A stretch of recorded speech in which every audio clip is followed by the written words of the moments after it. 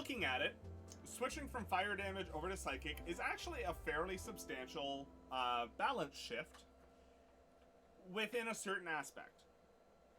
Now, the reason I say it's a balance shift is specifically because fire is one of the most. It is the most resisted elemental damage in the game. Once you discount, like piercing, bludgeoning, slashing from non-magical types. Fire is resisted by the most creatures. Okay. So switching from fire over to psychic, those people are now rolling. Yeah, I need to, I think right now it's 2 millimeters deep, and I need it to be a 1/4 millimeter deep.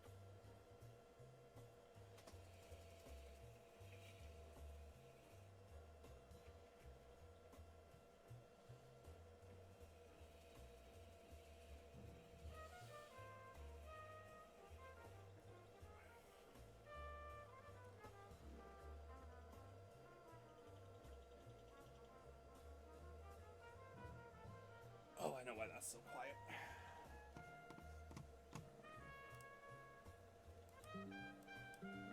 No. Weird.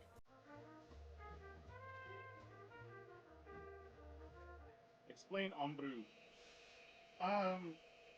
In how much detail, Carrot?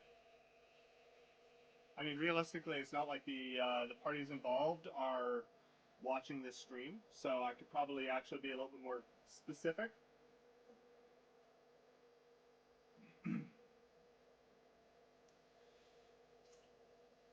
So, basically, a friend of ours was in a D&D campaign that was being streamed. Two of our friends, actually. One of them ended up dropping out of the campaign for very good reasons. But the other hung around, and it was a painfully bad campaign. Get it?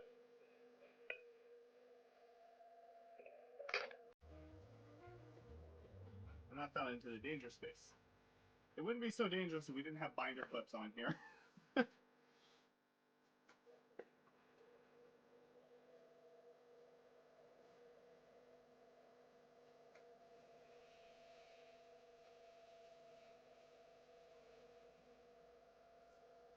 Realistically, I need to remake the master for this, with the moth being a lot thinner, a lot more shallow, rather.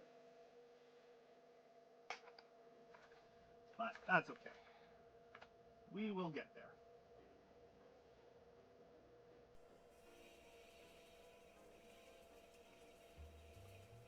Thing is not always the easy part to balance for. Like, for instance, one of my players, they have a character who's a sorcerer, which basically means to be viable, they largely should probably have Fireball, right? They're a forest fae. They're a fairy.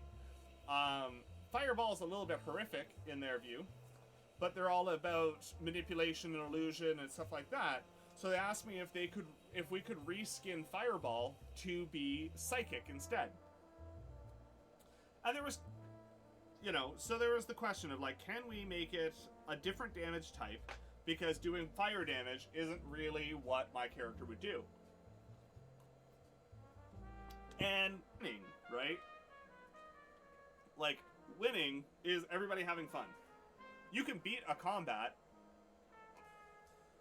but you can also lose by beating a combat if everybody was so bored the entire time nobody cared. And I know that that Theo mentioned that last night, that they'd recently done a combat and they were so bored because they spent half an hour smashing against a zombie and it was a foregone conclusion. Move on. We roll dice to figure out if something is or isn't going to happen. If there is no probability of something not happening, then just move on. You guys smash the zombie's head in. Oh, it had 100 health left? Actually, it only had 1. Congratulations. How do you want to do this? How do you guys... they were like, yeah, pretty much all of their powers required minions, hirelings, whatever. All of their stuff was like stage directions, directing other people to do stuff.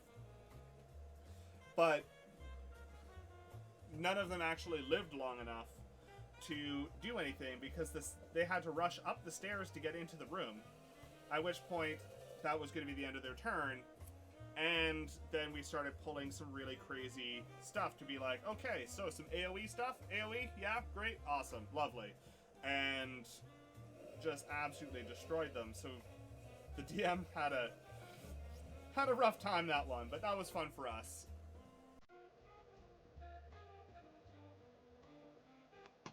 It doesn't, because like I don't want to see that green because people are going to look over and think that it's fine because it's flashing green.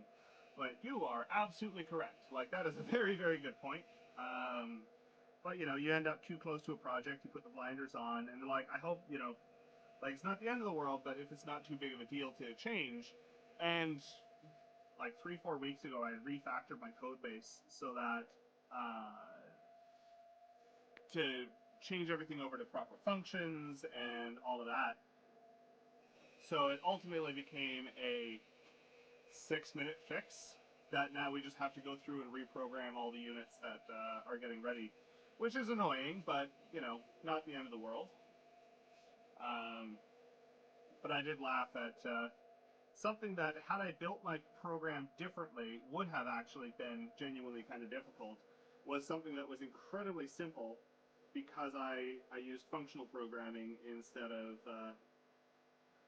I did everything through functional blocks, splitting it out because it was, even though those functions were very, very short, but in this case, I had one function for turning the set LED red, one for turning it green, and one for turning it off. Instead of having all these, individual write commands, I just called the appropriate LED function. So all I had to do was drop an if statement of like, hey, if the battery isn't good, stop blinking green and just do the same thing you were doing, but red. And yeah, that worked out nicely. Because it's a little overwhelming, and people don't know what to look at. Partially because it means that that our next dice drop, we're prepping the dice drop after the one we're currently working on, generally. And partly because if we split it up into multiple dice drops, we get more attention on the page instead of one really big dice drop that people vaguely look at. So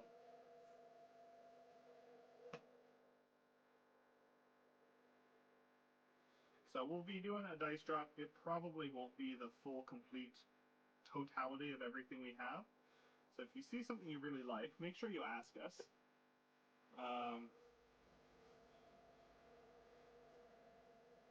A little win today, which was we're getting ready to ship a new product that I did the firmware and versions 2, 3, and 4 of the electronics. The very, very first iteration was done by somebody else, and then I basically reworked the whole thing to meet our improved requirements and adjust a bunch of stuff. But I was told, hey, when the battery dies on this thing, you've got this LED over here blinking, a current status, but it's reporting a different status than the low battery, which was true. And they identified like, hey, this is still blinking green while the battery is dead. Can you change that so that the problem is they can oftentimes feel a little lackluster, especially in low levels. And given that this is a fairly low level campaign, we're like 2 years into it and we just hit level 7. You can't have a class that feels terrible at low levels if you're going to be spending the entire campaign at low levels. So we changed it, and it basically is like a wild magic monk that is built around the idea of protecting their friends. And it is fantastic. And it has been a lot of fun to revisit and go after. An active project in the electronics land is a keyboard shaped like a paw, and we're doing a custom PCB and setting it up with QMK and doing all the 3D modeling, etc., etc.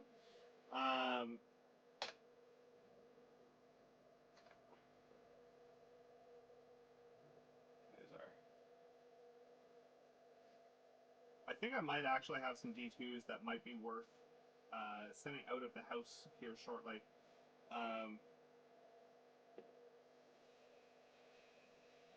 We'll see how well they polish up.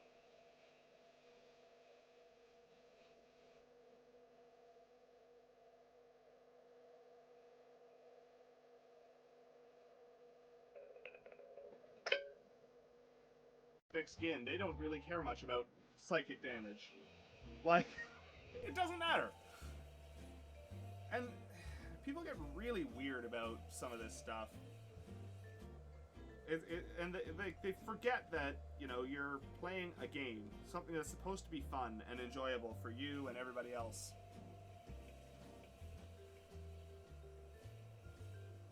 Like, we're all gathered around a table talking about make-believe characters and rolling random pieces of plastic to get numbers and figure out what we're doing, right? Like, it's not a big deal. Really isn't. And it shouldn't be.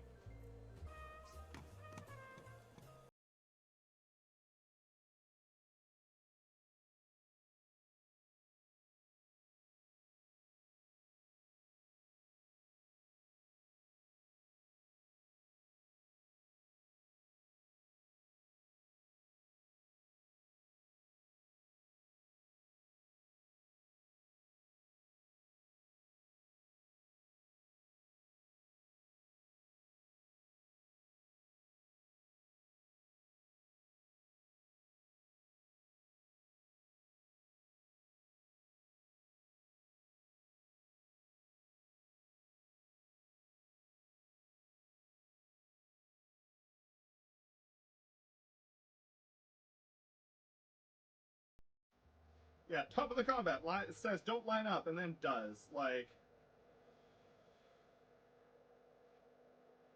you know, because it's not like they were worried about metagaming in that aspect of, like, but, you know, I don't think it's a terribly difficult thing to assume that a dragon's going to have some kind of line attack.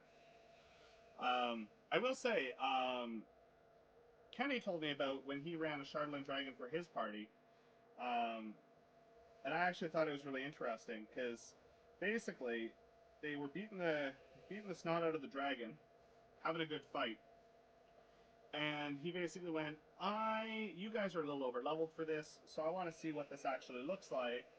And he had the dragon take off, and the DM was not very good. They didn't really know what they were doing, and they just had the book open and were reading from it.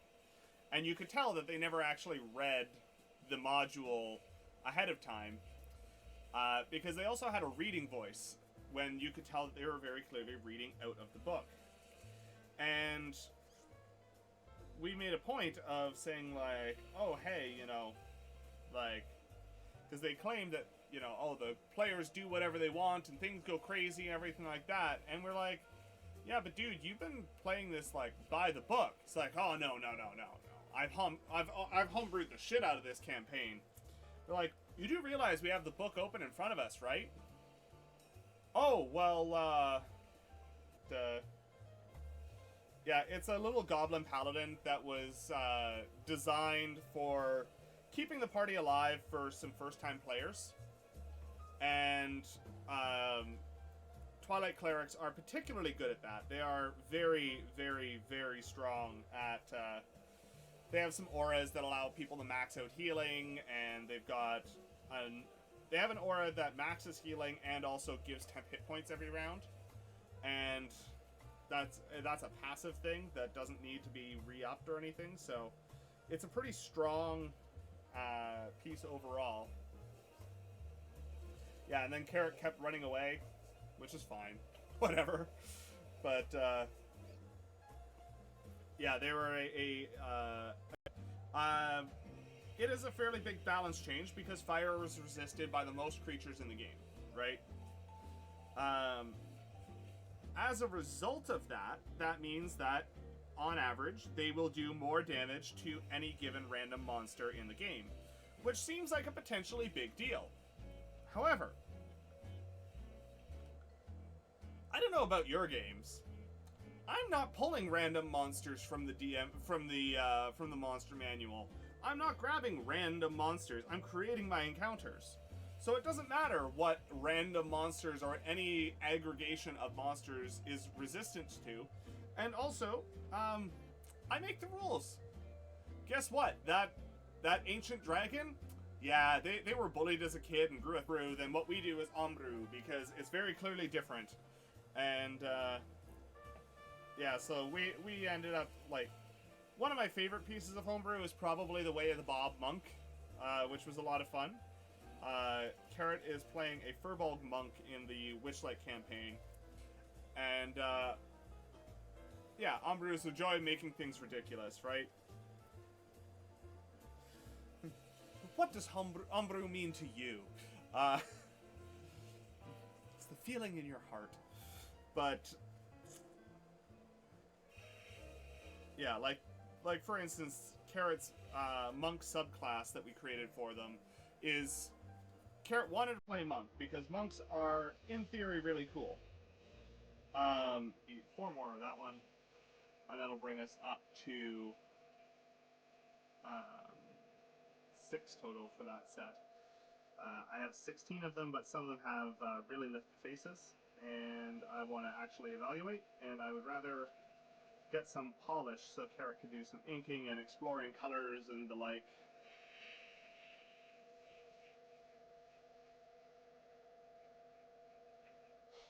As you can imagine, once this is all done, we're going to be doing a dice drop online. We're just going to have to go through and do all the photography and see what's still left in the shop when we're all done. We try not to drop everything all at once, partially because, although, you know, Paulo DeFranco.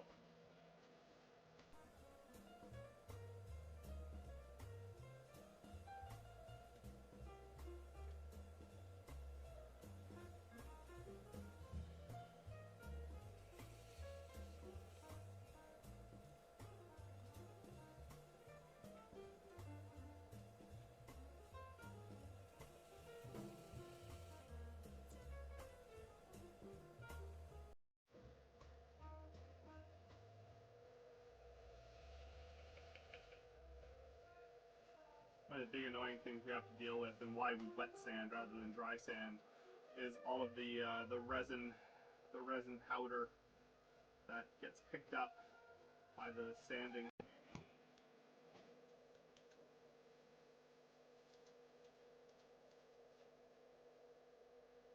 Oof.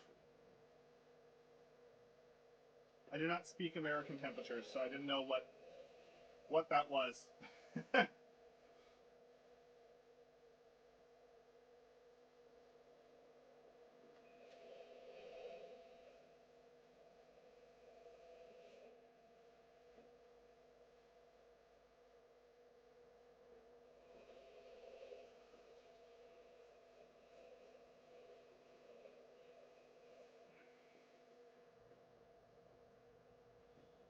But dude, I don't believe we've seen you around here before, so I'll give you the proper welcome. I'm Mothman, otherwise known as...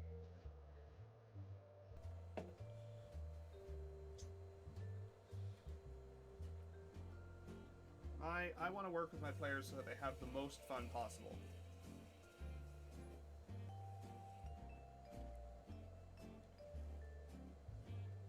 And there's not even really tournaments in D&D. Like there's Adventurers League play, but that's not even really tournament. That's just that's just group play that's been organized by modules organized by Wizards of the Coast. And those modules suck, I would like to say. They're terrible, and I never want to run one or play in one. But like, there isn't really with...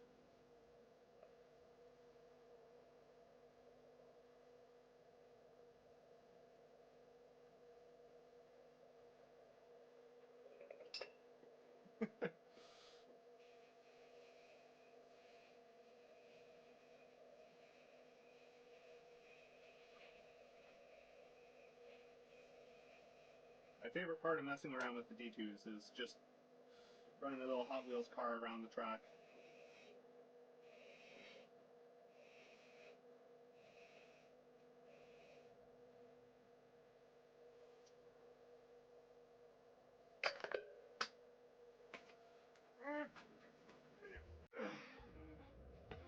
It does clutter around, but that's okay. Just need.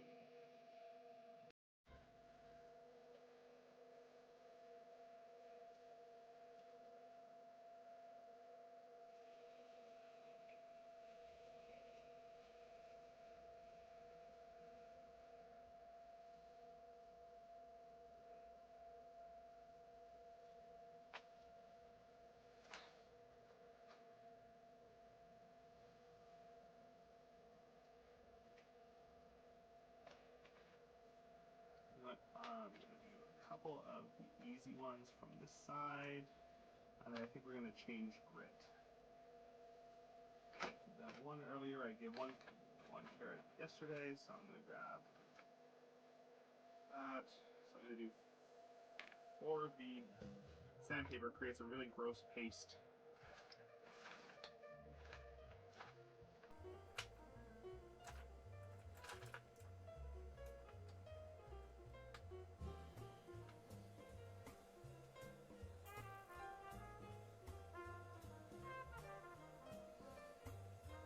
Thank you, Carrot.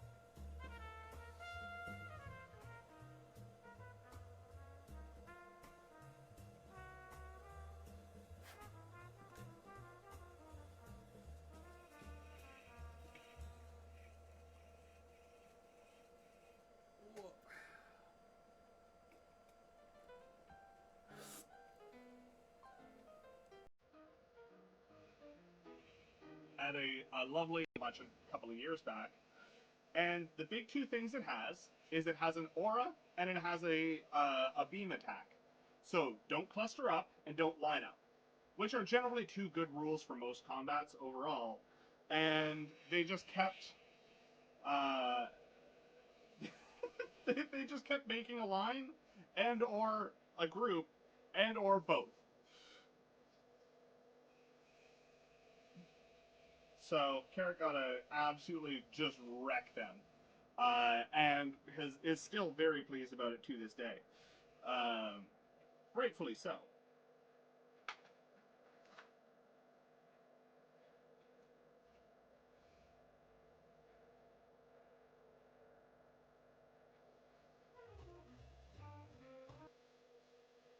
Wondering if that was the breaker popping. Sounded like a breaker popping.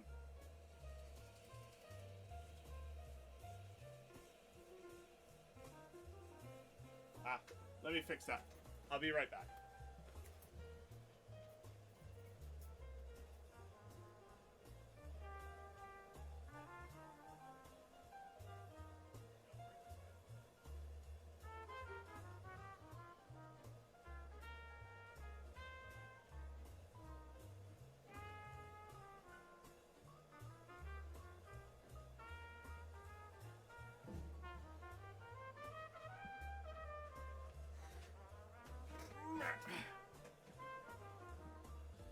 Whoa.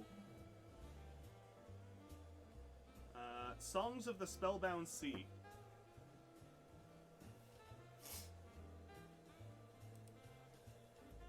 Yeah, I backed a module called Songs of the Spellbound Sea, which is super interesting and is largely, go figure, based around piracy and pirates and pirate crews and the like. What's my favorite piece of homebrew to date? Great question.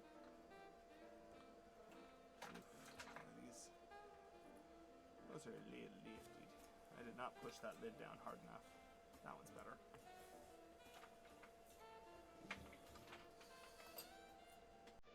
Favorite piece of homebrew to date? Is that better, Carrot?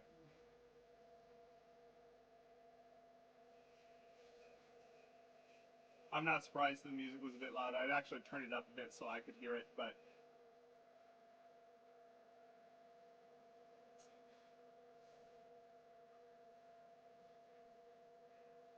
Because For some reason, OBS just really likes being the most quiet thing on my computer, which is really annoying. It basically means that if I want to be able to hear anything in OBS, I have to have my sounds turned right up, and then if anything outside of OBS plays, then I get my ears blown out, which is always fun.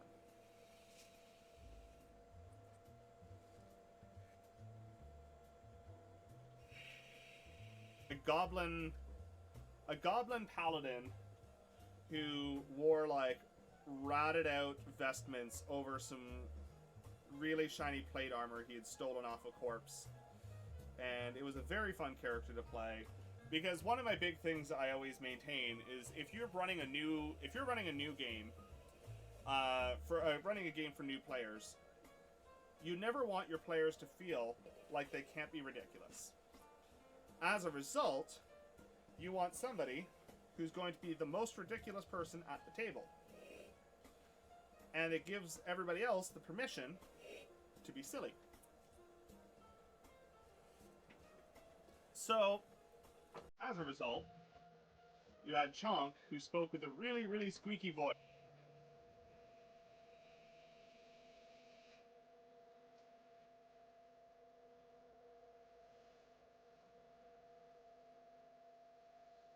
No, I appreciate the heads up. Always good to know.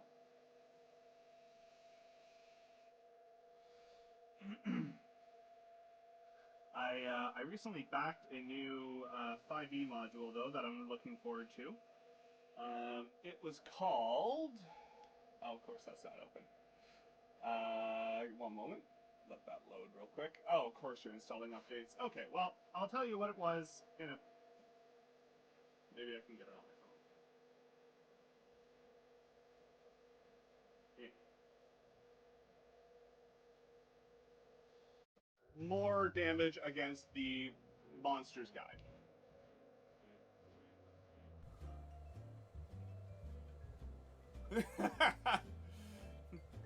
Thanks, Ariel. Welcome in. Lovely to see you.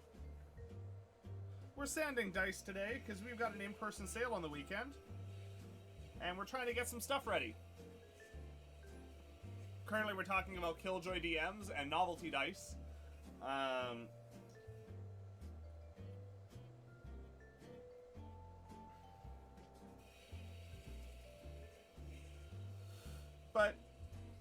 But yeah, like, so the thing is like, my player asked me if they could reskin Fireball to be psychic damage, and if you look, you know, from a sheer statistics standpoint, finish off this monster, describe it for me. Whatever. Carolyn actually has a TPK to her name. I don't. To be fair, Carolyn's TPK is a danger room simulation of basically a friend came to Carolyn and went, hey, I know you want to run more combats. We need to learn how to play together as a team. We'd love if you could run a combat for us. And Carrot set up a fairly... a difficult but manageable combat as long as they were playing well. But they kept the creature in question, I believe it was the Shardland Dragon that Carolyn enjoyed fighting so cool. We do all sorts of random stuff here. We do 3D printing, we do dice making, we do electronics and engineering. We're currently partway through that is a Chonk dice. A very pretty one at that.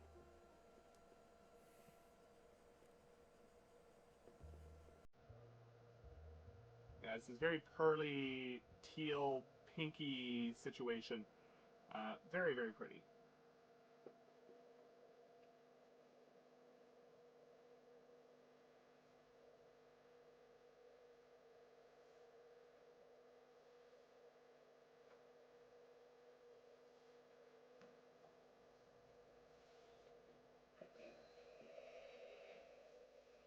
So outside of this, our car exploded midair, and the two pieces came down, the front half and the back half. And basically, like, the front half was the head that couldn't move around, but had, you know, the beam attack and the aura and that kind of stuff. And then the body didn't have the beam, didn't have the aura, but it had a lot of hit points and it could hit like a truck.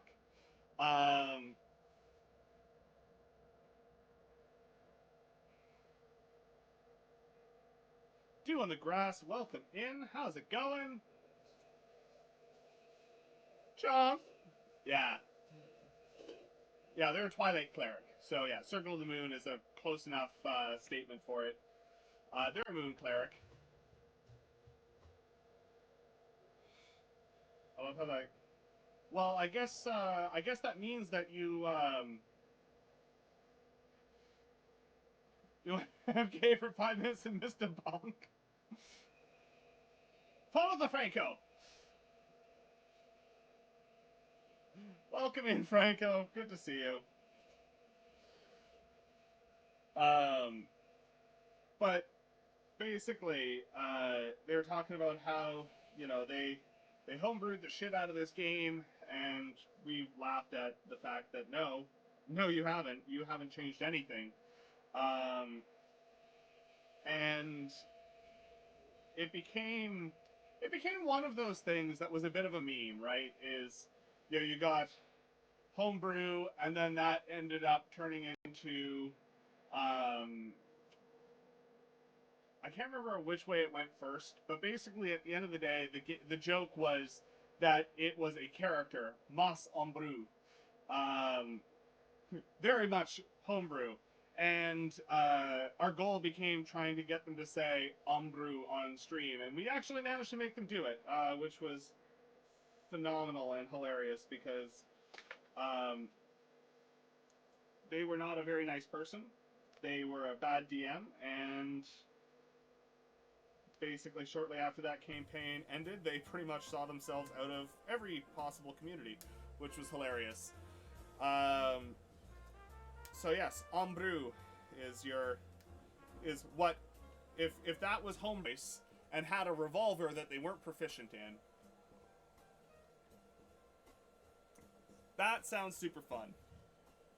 We just recently fought a big boss in our Wild Beyond the Witchlight campaign, which was a lot of fun as well.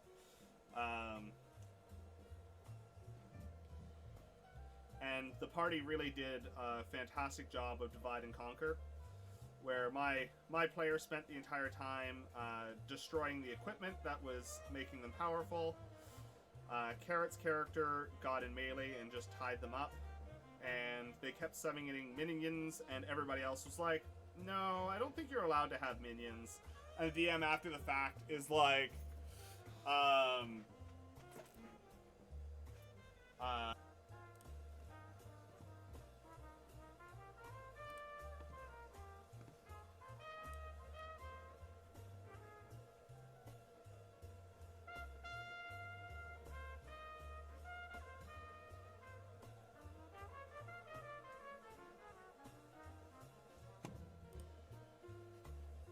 absolutely, head off, take a nap, no worries at all.